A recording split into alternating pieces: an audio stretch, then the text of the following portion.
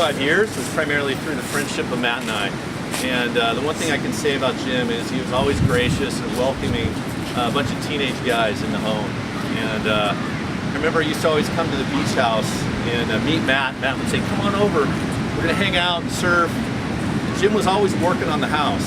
He was always doing the windows. He'd always tell me, "Jeff, whatever you do, don't buy a beach house." Because he's constantly getting the salt off. But the one thing I remember always coming over is there's Jim working, and there was Matt suntanning on the deck. And there was something wrong with that picture.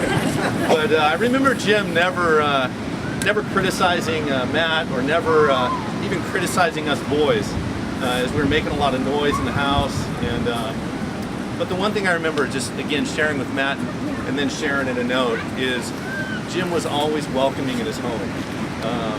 I remember just he'd take the time, whether as a 14-year-old, a 16-year-old, a 21-year-old, as a 30-year-old, and so on, where I'd stop by and see him. He'd always take the time and say, "Hey Jeff, how are you doing? What's happening in your life? What's going on?" I mean, what guys takes the time to talk to a 14 or 15-year-old guy or kid? So I just want to say that Jim really meant a lot to me as far as in those early years.